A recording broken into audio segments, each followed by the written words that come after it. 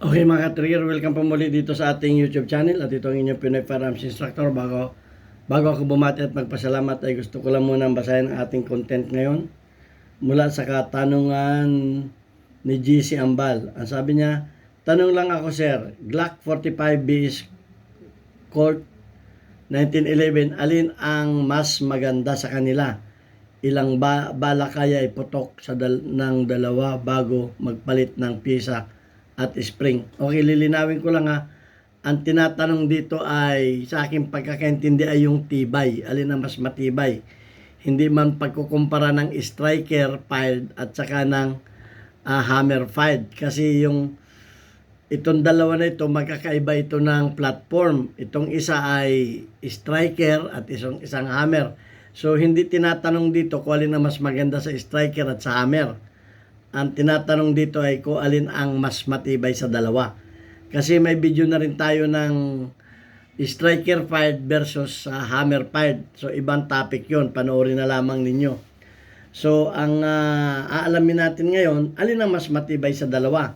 Polymer at saka sa all steel. So, yan ang talagang ating tatahakin na topic ngayon. Alin na mas maganda sa dalawa? Para yung 45 caliber ito ha, Colt 1911 at saka Glock 45. Okay, bago natin yan talakayin ay gusto ko lang muna kayong pasalamatan sa inyong pag-like at pag-share ng ating mga videos. Dahil nakakatulong kayo para sa ating kita sa ating YouTube channel, inilalaan natin ito sa ating mga beneficiary. Meron tayong 6 na estudyante na tinutulungan na anak ng mga single parent. Tinutulungan natin para sila makapagpatuloy ng kanilang pag-aaral.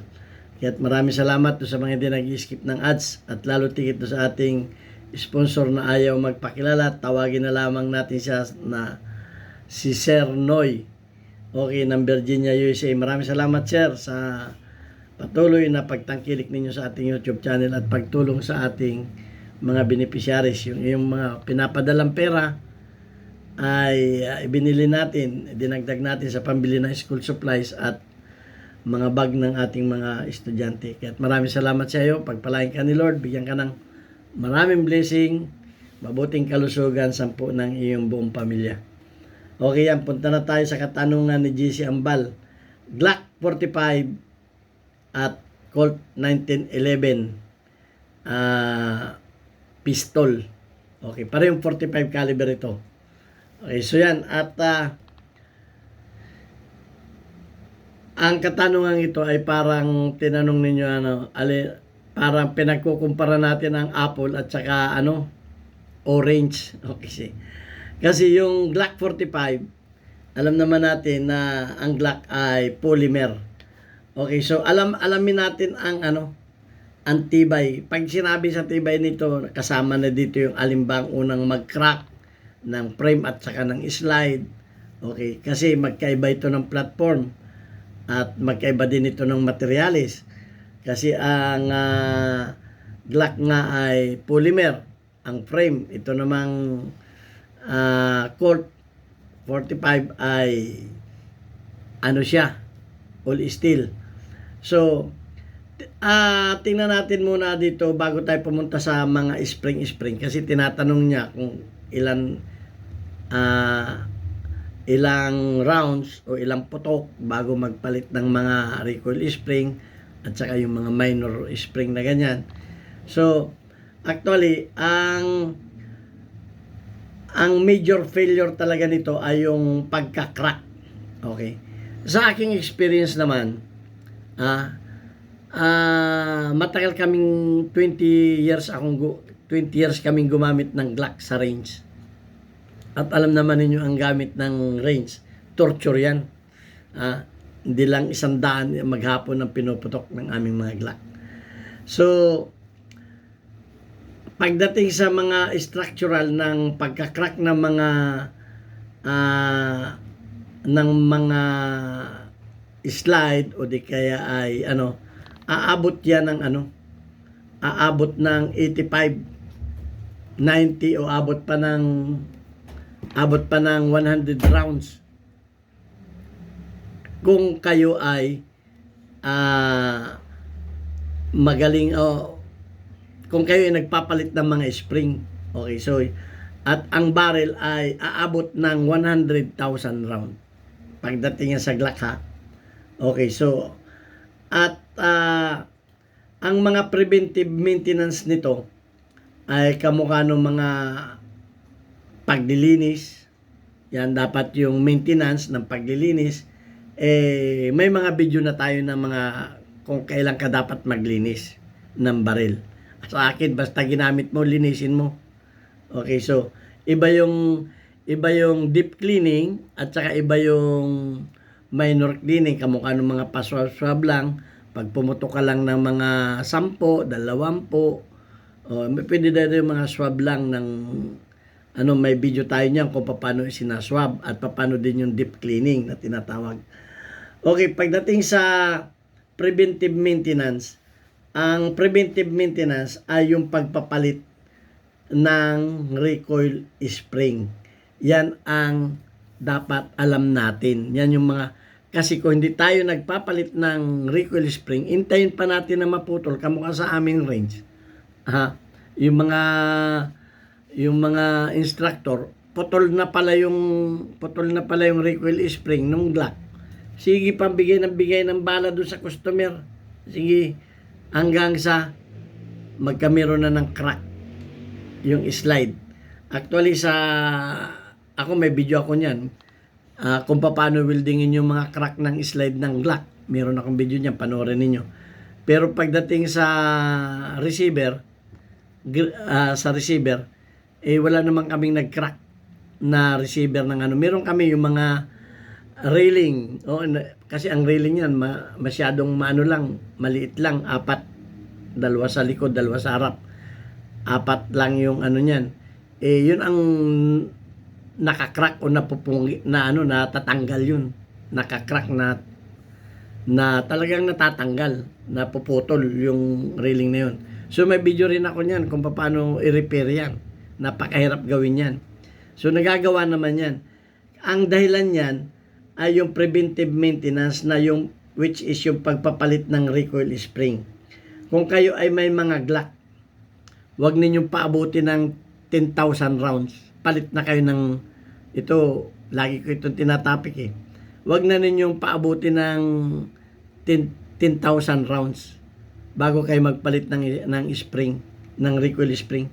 Pag naka 5,000 kayo, pwede na ninyong palitan yan. Bakit? Hintayin pa ninyong maputol. Pag naputol yan, nandun na lalabas na ang malaking problema niyan. Parang yung parang yung mga nagme-maintenance, mga senior citizen. Sabi nung kapatid kong doktor sa akin nung ako ay nag-senior citizen na, bro, wag mo nang intaying ma-stroke ikaw. Kasi pag na-stroke ka, hindi na babalik yung dati.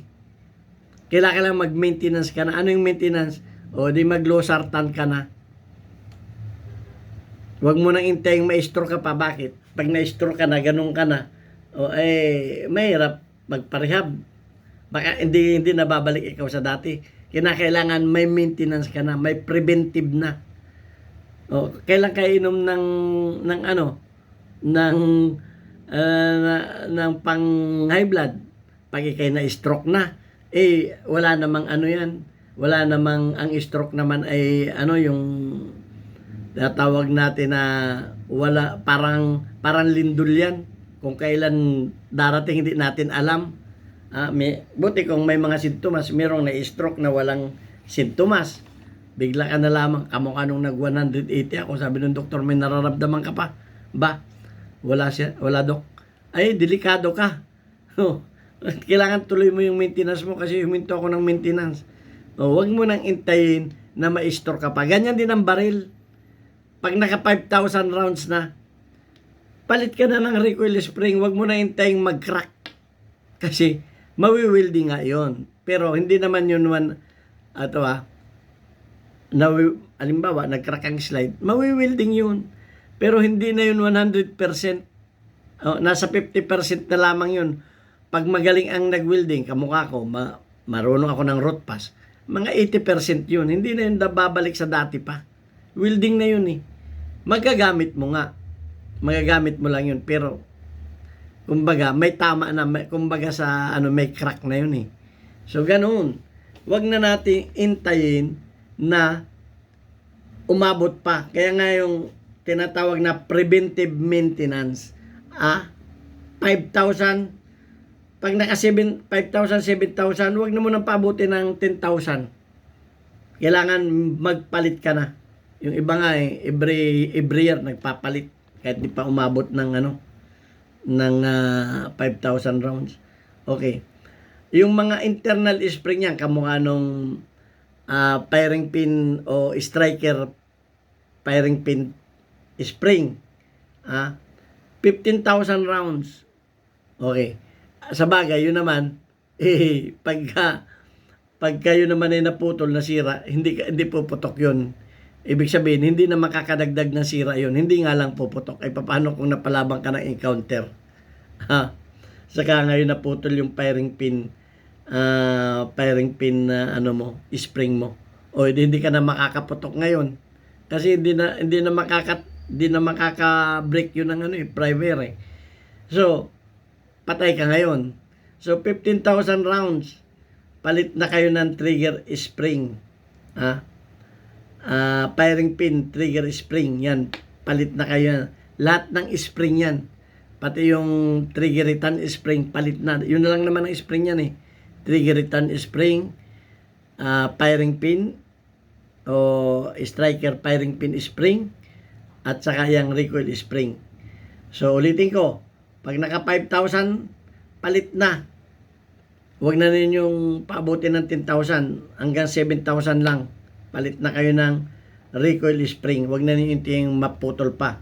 O yung pagdating naman ng 15,000 rounds na naiputok ninyo, yung trigger return spring, palitan na ninyo yan. Huwag na ninyo intayin pang saka kayo nasa bingit na ng kamatayan, saka kayo maabutan ng sira niyan. O yung extractor, ganun din yung extractor, plunger, spring, 15,000 rounds, palit na kayo niyan. So, lahat ng spring, mga minor spring, 15,000, palitan na ninyo. Huwag na ninyo intaying masira pa. Ay, kung masira yan, buti kung sa practice lang nasira, paano kung nasira yan sa nasira yan sa labanan, encounter, o edi, patay tayo dyan. O, yan ang sagla. Okay, so, huwag na nating intayin pa na masira. Palit na yung mga spring. Kaya dapat, marami namang nabibili niyan aftermarket. Okay, so, yun ang sagla. Tingnan naman natin sa Colt 1911. Okay, ang major repair niyan, pareho rin lang yan, aabot ng 100,000 rounds yan. Mahigit pa. Depende rin nga yan sa inyong pag-maintenance, sa paglilinis. Pagdating sa paglilinis, marami na tayong video niyan, panoorin na lamang ninyo. Okay, so yung mga nababanggit kong paglilinis, kung paano pag-maintenance ng paglilinis, para hindi tayo maba. Sakit na naman yung lalamunan ko. Okay, yung mga major niyan, pero wala pa ako nakitang nag-crack ng nito Wala pa ako nakitang, awang ko, mag-comment kayo kung may nakita na kayo na mga Colt o sa nakita ko ng nag-crack nito. Yung made in China na Norinco. Dahil nga sa sobrang tigas ng bakal. Ito yung mga sinaunang Norinco pero sa mga modern Norinco, wala na ako nakita. Siguro na nila yan, na-address na nila. Kasi nga yung mga sinaunang Norinco, yan ang nangyari, nagka-crack ang slide. Okay, pero sa mga bagong pero sa Colt, wala pa talaga ako nakitang nag-crack na slide o the frame. Wala pa ako nakita. Okay, so yan ang dapat ninyong tandaan na aabot yan ng 100,000 rounds. Maraming pera na yun. Marami mo nang kapuputok yun. Yan ay depende pa rin sa iyong paggamit. Kung gumagamit ka baga ng standard na bala o yung mga high pressure na mga P+ na bala. Depende pa yan. Kung mga standard na bala lang, yung hindi ka gumagamit ng plus P+, abot yan ng 100 plus rounds.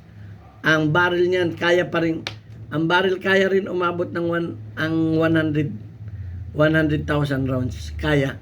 Pero talagang ang minimum ng mga barrel, 35,000 ang minimum ng mga barrel. Depende rin kasi sa mga brand ng barrel yan eh. At saka depende rin sa mga maintenance ninyo, paglilinas ng ng barrel. Okay, yung mga tinatawag natin na preventive maintenance, kamukha ng mga pagpapalit ng mga recoil spring. Okay, ang recoil spring yan ay 3,000 to 5,000. So, yan ang hanggang 5,000. Wag na ninyo paabuti ng 10,000.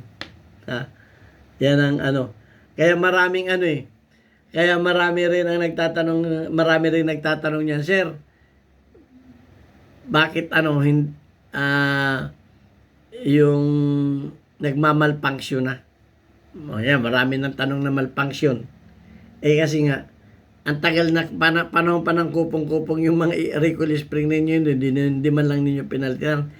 Kung hindi na ninyo alam, ang bala na naiputok niyan, mura lang naman ang recoil spring, magpalit na kayo. Okay, so marami na magtatanong niya, sir, ilang pounds? Marami naman. Okay, ang standard ay 16 pounds. 16 pounds ang standard ng 45 caliber. 16 pounds Bakit nagpapalit ng mas malambot? Kung nagbala ka ng mga underload, okay, mababa ang hindi man magsacycle pagka kung depende yan sa lakas. Kung mga standard ang bala mo, 16 pounds. Maliban lamang kung naglagay ka ng compensator, naglagay ka ng compensator, naglagay ka ng port na sa barrel, may mga pinamodified mo, nagpapalit yan ng recoil spring. Depende yan sa setup. Okay, so may mga videos na rin tayo, wag na nating panoorin na lang ninyo yung mga lumang video. Okay, ulitin ko 3,000 hanggang 5,000 rounds. Magpalit na kayo ng recoil spring. Mura lang naman ng recoil spring yan. Okay, mga Wilson Combat nang bilhin ninyo, yung magagandang niya. Yung mga extractor at saka yung mga sear. Pag naka 20,000 rounds, marami na yun, palit na kayo ng sear. Okay, marami na sir, nag-hammer palo na. Hindi na magkak. Palit na kayo ng sear. Palit na rin kayo ng yan na yung tinatawag natin na tuning adjustment, replacement ng every 10,000 to 20,000 rounds. Para ma-prevent na yung feeding jams. Kaya maraming nagrereklamo, sir, ba nagja-jam? Kasi nga, ang tagal na nung Colt mo, panahon pa ni lolo mo, hindi mo man lang pinalitan niya ng hindi ka man lang nagpalit ng spring niyan, yung sear at saka yung extractor, pinapalitan po yan. Kaya marami nang nagja-jam, panahon pa ng kupong-kupong yung kanyang extractor at saka yung kanyang sear, hindi man pinapalitan. So palitan na ninyo pag naka 10,000 hanggang 20,000 rounds. So isa yan, pag nagmamalfunction ng inyong mga 1911, palitan na ninyo ng extractor. May video na rin tayo niyan kung paano pag-tune up niyan. Kaya nga tinuro ko na lahat yan. So 20,000 rounds, pinakang mataas na yun, palit na kayo ng sear at saka extractor. Okay, so yung lip spring niyan, palitan na rin ninyo. Mahaba na rin ang naiputok niyan. Naka 20,000 na, palitan na rin ninyo. Isa yan ang dahilan kung bakit nag-hammer palo. Ang dami yung mga tanong natin. Yung isa nating video, nakaraan lang. Yan din ang problema. So yan ang kasagutan ko dyan. Sa ating, pinagsama ko na yung research at saka yung aking experience. So, hanggang dito na lamang yung ating video. Huwag na natin masyadong pabayin. Maraming nagrereklamo. Paulit-ulit daw tayo. Okay, tingnan lang natin yung routine ng mga spring swaps. Yan. Yung mga component, yung Glock, every 5,000 to 7,000. Yan. Ang component round niyan 15,000. Ang major frame at yung slide niyan failure 85,000 hanggang 100,000. Yan ang sa Glock. Sa Colt naman ay every 3,000 to 5,000 rounds palit na kayo ng routine spring yan. Yung nabanggit ko kanina. Yung mga components lifespan naman ay 10,000 to 20,000. Okay, ang mga major naman yan, yung slide at saka yung frame yan, abot ng 50,000 hanggang 100,000 rounds. Depende yan sa inyong pag-maintenance. So yan, ang ating, ang ating suma total na kasagutan dyan. So, wala na tayong iba pang masasabi dyan, kundi ikinumpara lang natin. So, hanggang sa muli at babanggitin lang natin yung ating mga importante kasi sa atin itong shout out natin. Ang ating mga community spotlight sa ngayon ay shout out kay Eddie Garcia, 41 ang iyong engagement. Shout out kay Larry Quezon, meron kang 7 engagement. Shout out kay Rag Ferns, perfect ang iyong engagement, 100 plus. Shout out kay Lord Williams, meron kang 15 engagement. At shout out kay Boy Omay, meron kang perfect 100 plus na engagement. Okay, hanggang sa muli. Thank you very much.